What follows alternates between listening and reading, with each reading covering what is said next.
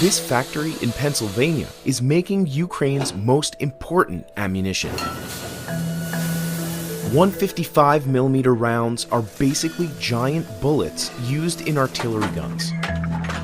The Scranton Army Ammunition Plant has been making steel shells since 1953. And today, demand is so high that it's making 11,000 of them every month. Ukraine may be firing more than half of that each day. Снарядів ніколи не буде вистачати.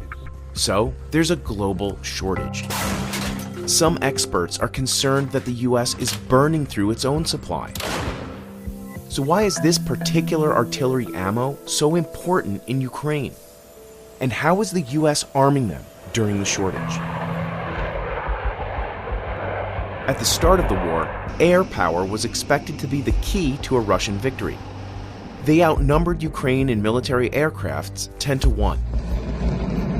But Ukraine found ways to shoot down Russia's warplanes and defend against its missile attacks. Putin pivoted to massive artillery strikes. The problem was most of Ukraine's artillery weapons dated back to the Soviet era. They required ammunition produced mostly by Russia and its supporters, China and North Korea. So Ukraine called on the US and its NATO allies for aid. The US alone sent Ukraine about 200 artillery guns that required ammo they already had in stock, 155mm rounds.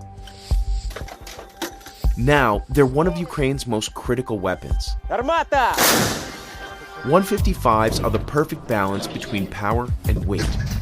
They're shot from howitzers, which are basically a cannon and mortar combined.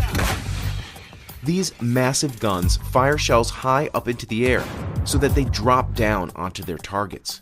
155mm rounds are small enough to fire up to 20 miles, but still do serious damage. They're packed with 24 pounds of TNT and explode on impact, sending deadly shrapnel in all directions. They're also less expensive than fancier weapons. Javelin anti-tank missiles can cost as much as $78,000, and these shells sell for as little as $800. The Scranton Army Ammunition Plant builds the steel shells for the US's most basic 155mm round, the M795. The US is producing 24,000 a month, almost double what it was making before Russia invaded Ukraine. And nearly half of that supply comes from this factory. Everything starts in the billet yard. Workers move steel rods to the next phase, the forge shop.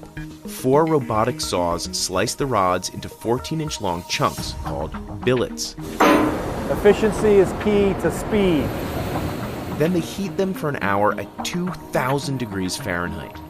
This softens them up so they're easy to shape. You couldn't possibly forge a billet at room temperature. We're basically turning the steel into Play-Doh. Then machines stretch and shape the billets into their final form. Another one adds a nose, which makes it aerodynamic. It comes into the press, it's still a tube. As it leaves the press, it's now a projectile. They're inspected and then fed to the production shop. Then the grand finale. Workers reheat the billets, then cool them in a 6,000-gallon oil bath. After some final lathing and polishing, workers hang the shells on hooks. Then they get a fresh paint job. The entire process takes about 3 days. After the shells are done, they take a truck ride to another factory that adds TNT. Then they're ready for the battlefield. It's there that soldiers will add the fuse and turn it into a lethal bomb.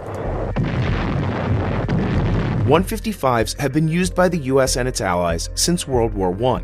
They were small enough to hit targets up to 7 miles away, but packed enough power to penetrate enemy trenches. United Nations guns go into action against red positions. After World War II, 155mm became the standard artillery size for NATO countries. Today, the US has rounds equipped with GPS guidance systems that cost over $100,000 per shell.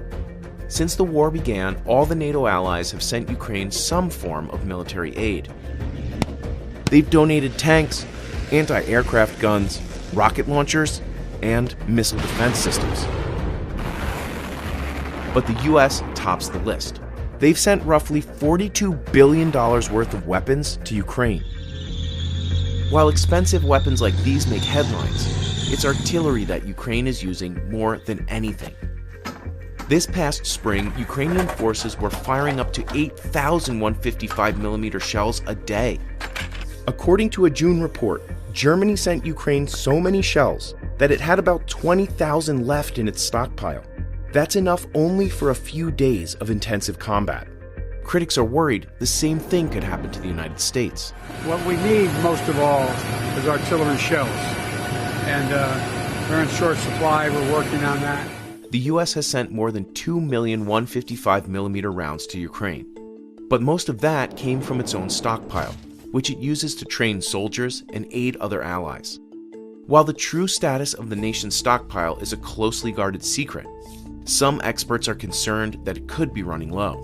The scale of Ukrainian need versus American capacity to build are very different. The US has already borrowed 500,000 155mm shells from South Korea to help resupply its own stockpile. It's also turned to Japan for more TNT. We've hit the level at which the Pentagon planners are uncomfortable going any lower because of the demands for other war plans. The Army has spent billions updating its factories to make more 155s. They want to make 85,000 shells per month by 2028, over 3 times the current output. But it could still take years to refill the stockpile. You need to hire people. You need more of the steel to build the shells. You need to have a larger factory space. You have to follow all of the safety requirements because each of these has to meet a military specification for usage and have to go through the inspection process. In July 2023, the US announced its decision to send Ukraine a controversial type of 155, equipped with cluster bombs. Russia has also used them. Each shell contains 88 small explosives, or bomblets, that are released in midair. They can cover an area up to 7 acres and destroy everything from trenches to tanks. But these rounds are banned in over 120 countries because the bomblets sometimes fail to explode on impact and harm civilians who find them later on. 94% of recorded cluster bomb deaths are civilians, and almost 40% of those are children. The US has already sent thousands to Ukraine in its latest $800 million military aid package in July. President Biden has said that the cluster bombs are only a temporary solution. Ukraine President Volodymyr Zelensky said a lack of ammunition is what's keeping his military from reclaiming Russian-occupied territory more quickly. But the US Army says its goals for increasing its 155 output are on pace. That's good for Ukraine, as it could be the difference in taking back their country. In June, they launched a counteroffensive against Russian troops. They tried to break Russian defenses with heavy tanks at first, but switched their strategy to artillery fire. It's been moving slowly,